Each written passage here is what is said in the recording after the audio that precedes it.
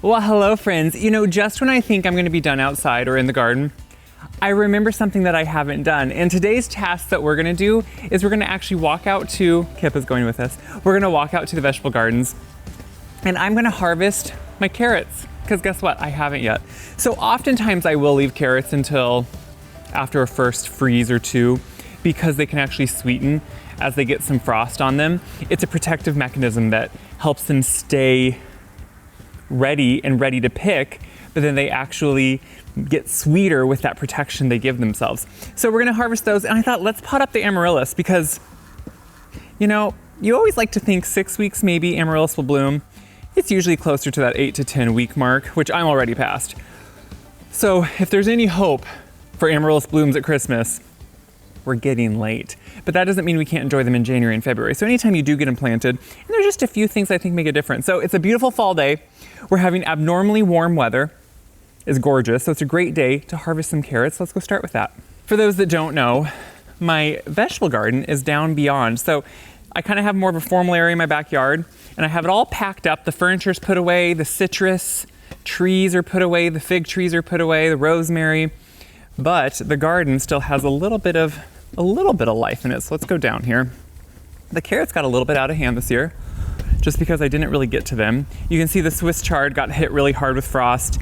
The kale did get hit, but on these warm days, it's kind of coming back, so I'm leaving it. I had chopped back some big Russian kale a long time ago, and now it's kind of coming back. So we have some fennel that went to seed beside it, but if you look, this is my second crop of carrots this year, and I picked some to eat, so there's only really a few left, and they're kind of massive ones, so bear with me as we go in to harvest these, but you can see we have some gorgeous ones here. And I brought down my seed packet so we could look at what some of them are. I actually keep my seeds here in these photo containers and I label them so I always know what I'm working with. So I'm gonna dig up a few and we can start seeing what this harvest, I love these purple ones, what this harvest is actually like. So what I do when I'm gonna do this, I bring out my big fork. It's actually just a garden fork, so to me this is a small fork. And this is what we dig potatoes with, sweet potatoes, regular potatoes, and then also carrots, any root vegetable that I'm worried. So the idea is it breaks up the soil, lets some of the soil through. You're hopefully able to go far enough away that you can break it up and loosen it without cutting into the carrots. Now, what I do like is that since I've raised beds and I don't till the soil, I don't step on the soil, compact the soil, anything, drive on it, it stays very nice and light. So I can get in here and really, even on a dry year, loosen this up pretty easily. So I loosen up just a few first ones here and you can see they pull up. Are these not beautiful? These are beautiful carrots. So for these first ones, I brought out some of my carrots. These are a gorgeous one. So this is a purple sun from Renee's garden. I love it because, now, I don't thin my carrots well. I'll admit that. I'm just not good at that. It's a tedious task that I don't always do.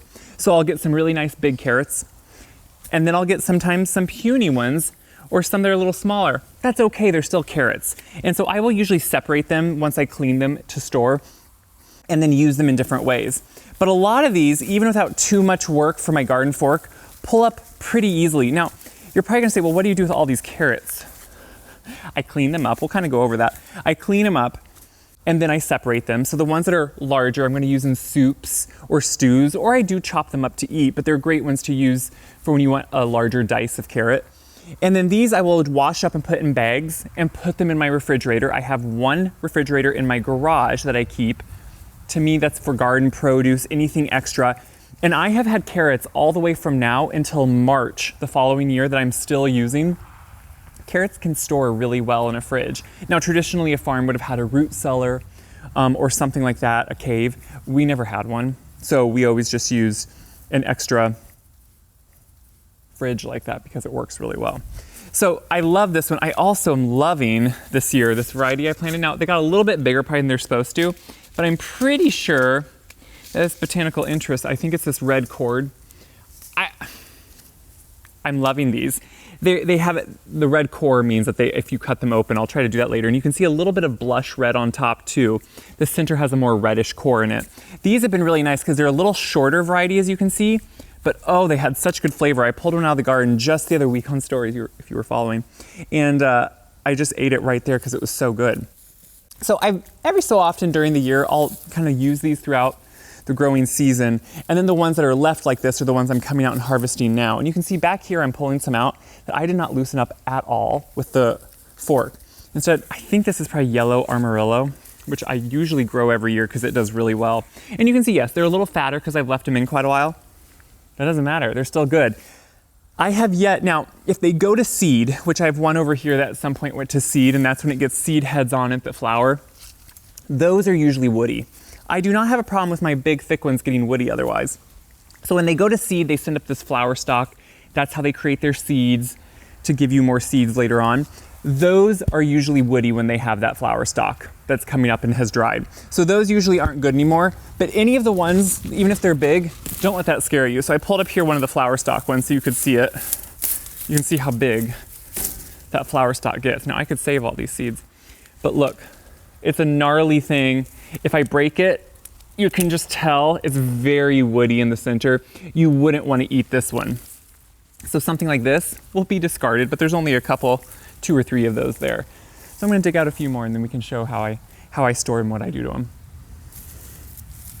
So now that I have all the carrots harvested and they're in front of me, what I'm doing is going through and I'm cleaning them up, not washing them yet, but I'm just cutting off the tops. Now usually carrot tops are wonderful to use in pestos. I like to use them fresh actually and mix them with salads and lettuce.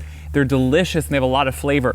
These are, 1, they're pretty old. 2, they've been frozen a few times. So they're not good. They're too mature really to use. So what you're gonna notice here is I let my carrots usually probably get over mature by standards of a lot of gardeners. It's just what I do. My thing is, I've done this for years. It's kind of how I grew up growing carrots and it's what I still like to do. So yeah, I get some pretty big carrots, but I kind of love them like that. I'm pretty sure this is Nanette's carrots. I think that's what this variety, not this variety. These were Nanette's carrots, and I have a lot of these. Those are another Renee's garden. I really like those. I've grown those in past years. They get some really nice size to them, which I like actually. Like, you can cut these into really good sticks. I don't love baby carrots. I think they have no flavor. Sometimes they're a little slick with whatever they put on them to keep them fresh. And so I always eat fresh carrots. Now, if they're not homegrown, I'll buy whole carrots and cut them up. I love carrots like this cut into sticks. And I guess it's because that's probably how I grew up with carrots. And I just think that's one of the best ways. So I clean them all up. I cut the stem end off too, or that root end, I should say. And then some of these are such a perfect carrot shape that I feel like I wish almost that I could build a snowman because we have some perfect noses right here. Now, this looks like a lot, but like I said, this is actually a pretty small year for me. And really, these are all gonna keep so well in the fridge that I'm not worried. Now, if you would thin carrots better, you would probably not have as many of these. Yeah, it's gnarly. But what I do is I'll break all these little nodules off and those I'll just eat as individual small carrots. It's like growing your own almost baby carrots. So that's why I don't worry about that. All these greens now, since they're not good to eat, I'm gonna use them as compost. I may just actually leave them here in the garden over the winter to compost back into the soil. Anytime you can add green material like that and let it break down, it adds great compost either to your compost pile or to the garden itself. So these actually, I'm quite pleased with how these are turning out. I have a lot of these left, which I think there's 2 here. I think there's a dragon variety of a purple and an atomic red. I'm pretty sure I have 2 going here. That purple dragon and then atomic red, I think are the 2 that are going, but they're all beautiful. And some of them, yeah, some of them are big ones, but I actually cut into one. It's beautiful. It has really good flavor. Actually, even here for you, I can. It's not woody at all, which is really important. It's tender. Actually, there's a nice sweetness to it. And it has so much carrot flavor.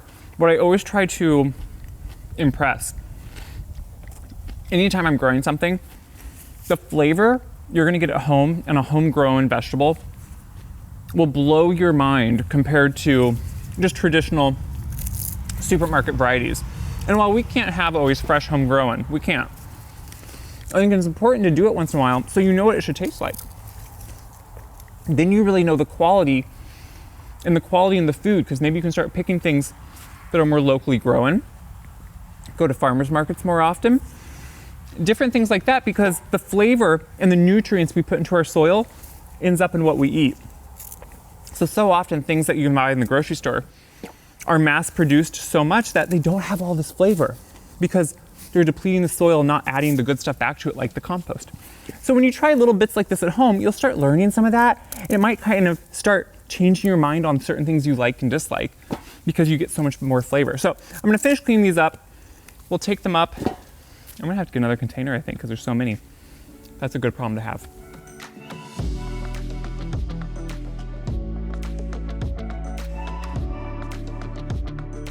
I just brought the carrots up, put them on my back sidewalk here, and I've been washing them off. Now, I don't make them perfect. I rinse them, I take my gloves, like on my hands, and just kind of quickly rub them, and then I wash them again. And you can see I kind of am separating them in the various varieties I have. I had 3 parsnips. I don't know what happened to the parsnips, but I got 3. This is still plenty of carrots. So now what I'll do, I let them stay a little moist, and then I just pack them up in some plastic bags, and I store them in the fridge. And like I said, they keep so long. Now, what I do like to do is separate out like the really small ones, I'll just put in to eat, maybe in the fridge right away. Ones like this, I'll kind of put with that. Otherwise, I'll pack them up, you know, the larger ones, I'll kind of put all in one, like just a few of them in one bag. Probably some of these I'll take with me to my sister's here over Thanksgiving even and use them. That's kind of the joy and fun of this. Like here's some small ones too, all these small ones I'll put in my fridge right in the kitchen now. I'll wash them, clean them up. I don't peel them, I just scrub them really well when I take them in the kitchen because I know how I grew them and they're fully organic, so it feels really good just to eat them, and I don't like to have to waste any of that peel because as you can see when you scrub them, which I can scrub them better with a brush inside, all that scrubs off and it has a really nice thin skin. You know, the thing is when we buy carrots in a grocery store, sometimes they're kind of thick-skinned and you do have to peel them. That's because they are a little bit more aged. So sometimes you do need to peel a carrot. Obviously with these, you probably just don't. Now what I'm gonna do is let these dry off. I'll bag some of them, but I'm gonna plant some amaryllis. So we're getting to the time where usually I would say 6 weeks. Every year I go a little bit earlier because it just seems to always take longer. So I'm more in that 8 to 10 week would be probably best for amaryllis. There goes the cat and the dog, just enjoying each other. My cat loves Kip and usually just lets him lick his ears. It's bizarre, but they're friends. So I'm gonna plant some amaryllis, talk about a few things I like to do when I do them, and we're having such a nice day, I'm gonna do it outside. I love amaryllis bulb time just because it's something you plant, you place in the house, and you enjoy it. Now, oftentimes I've been finding, like I said, they bloom maybe in January, maybe in February, but either way, you get to enjoy them. So the thing with amaryllis, and I'm gonna do today Red Lion variety and Papillo variety. That's 2 of my favorites. Red Lion is the classic red, deep, beautiful red color. I do try to make sure I look for premium bulbs. That's the larger bulbs. You know, I go to my local garden center, they get gorgeous ones in. You wanna make sure that they're purchased from a place that is, you know, of good quality because you don't want them to come and then sometimes certain ones still maybe won't bloom, but when you have big, nice premium bulbs, you have a much larger bloom. They've been well grown, well cared for, and that's really what we're looking for here. So since they're 2 different varieties, you can see the 2 different size bulbs are really shockingly different. Red Lion is gonna be this big bulb. Papillo's smaller because the flower is smaller, but it's so fun, you can look it up. It's one of my favorites. Now, the big thing to remember with amaryllis is you don't plant them at the depth you would plant our outdoor traditional bulbs. You don't plant them 6 inches deep. Instead, what we do is we only want to cover about half to maybe up to 2/3 of that bulb. It wants to be exposed, and that's what's best for it. You actually don't even have to put them in soil. That's why now you find the waxed bulbs, or sometimes you'll just find them in a vase with water and their roots start touching the water and growing. That's really all they need. I like them in soil because I think it looks better. So I always just use my favorite premium soil. It's just Espoma traditional all-purpose potting soil. It has, you know, great organic matter in it. It has great compost material in it. And it's a nice lightweight soil. Amaryllis want to be well drained. They don't want to be waterlogged. So anything I put them in, I make sure it has drainage. Here's some gorgeous pottery, Wakefield pottery pots. And they here at the bottom have a nice hole and a tray that's attached. These are glazed pots because I put these in my house. I don't want them to be untreated terracotta that can bleed, you know, moisture out. I want these to make sure, I still put them on a trivet or something inside, but I don't want them to make anything get marred up. So the great thing about Amaryllis, and the thing to remember is, they like to be tight. You only want to put them in maybe a container that's an inch larger than the bulb or 2 inches. But in this case, I like to plant multiple ones together. So I check what container is going to fit best. This one would work. I also have another one back here that might work a little better because it flanges out a little larger. So I think I'm going to use that one for these red lions. I want to make sure I like to do a mass planting, not mass, 3 bulbs. But I like that because I think it gives such a high impact as they're blooming, even as they're growing. So I put some soil in, and I put it up only about halfway to begin with. And then these roots, they're dried and dormant right now. So if you need to break off a little bit of the dried bottoms, that's okay to get them to fit in. But then I'm going to spread those roots out and kind of check where I'm at depth-wise. And you can see here how tightly I am packing them. This is super important. You want to pack them tight. And you can see now, they're in there, they're beautiful. I do make sure the roots are somewhat separated, not just intertwined. And then when I know they're tight like this, and I have them at the depth I want, I start putting that extra soil in between and all around them. Now, if you want to just put them in water, you just want that bottom, you don't want the bulb submerged in water. You only want the actual roots submerged in water. So just up to that root crown itself. Because if you put the bulb in water, it can rot. You only want the roots to be doing that. What I am making sure to do is tamp down my soil, which I'm doing all around. And this is instantly how easy it is. Now, I usually leave my bulbs probably about half because then I add a little bit of decoration on top of them. Now, sometimes you could do even like a pea gravel or a pebble if you wanted. I personally like just moss because I think it's a little bit more organic. Now, to me, the fun part of how you want to decorate it if you want to. Some of this moss is left over from last year, which I can just start pressing that in. So you can see my bulbs here themselves. They're about halfway down into the soil. And now what I do is I just add this moss all around, and I keep a tub of moss in my house. Ooh, I have even some of this nice green preserved moss. Maybe I'll do that on these because it has a better look. What's nice is you can kind of press it into the soil. Just press it all around, and maybe I'll do a mixture of these 2 mosses.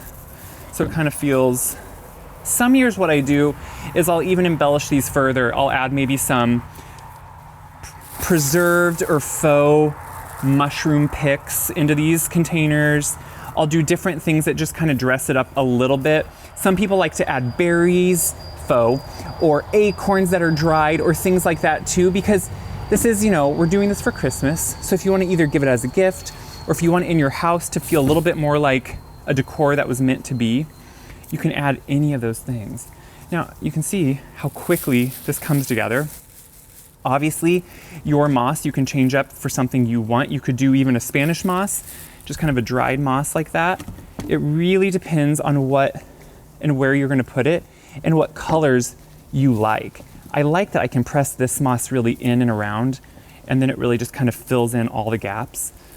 See how pretty that is? See, all these little things, I know we can buy them pre-potted, but doing your own allows you to pick the exact bulb you want, allows you to make sure you pick out the best bulbs you can, but then also allows you things like this that just look really perfect. So I'm gonna pot up another one here, and we'll talk about how to care for them. So to give you a closer view, you can see how simple, but also how nice and cleaned up the moss really allows them to be. I also use this moss in bowls in the house. You can see it just is this nice, it stays somewhat soft, so it's easy to work with, and I really like that. But what's nice now is I'm gonna take these indoors, and this is where kind of the important part comes. So the sunnier, warmer spot they're in, they're going to hopefully bloom quicker, just like any other plant. Watering is a big thing. Their roots are not active yet, and they're not growing a flower stalk yet. So you don't want to overwater them at this point. I will take them in, I will water them well. That means until it starts dripping out the bottom. Let them dry off. Put them in their spot, and then I'm not going to water them again until they start pushing growth, hopefully a flower stem. When I start seeing that, then I'll start watering them as they dry out. So probably once, maybe twice a week if it starts getting really dry in the house. But I do not want to just sit and water them now all the time, because that actually can cause them to rot or can hinder them actually sending up a flower stem. So you don't want to do that. The care of Amaryllis is really easy. Once they start growing, you water them as they dry out, but you just let them go and you let them in a spot that will make sure they have room to bloom. Sometimes you do need to watch and stake them. They could get top heavy. If you want them to slow down, you put them in a cooler area for a while, or if you have a room that isn't as heated, you set them in theirs to slow them down. Just like any other flower works. The cooler they are, the slower they are, the warmer, the quicker. So that's a little bit of amaryllis care. Super easy, super fun to pot up. These are great gifts, especially if you have a beautiful container to put it in. This makes such a good gift for people because it's a gift of the container, it's a gift of the bulbs. You can keep the bulbs. A little quick care on afterwards if you want to keep them. Let them grow like a plant. They'll send out leaves, keep them in a sunny spot all winter. In the summer, put them outdoors in their pot or plant them in the ground. Let them live all summer long. Cut them off in August when kids go back to school. Put them in a dark closet, then bring them out and pot them up now again, and hopefully they'll bloom. Fertilizing them over the summer is really important to help feed that bloom they need. So a little bit of fun things. We dug carrots. I'm gonna store those. We have amaryllis. I will show you in stories when they start blooming or when they're going to start growing, because that's always the fun part. It's all these little things in anticipation for Christmas. It's coming.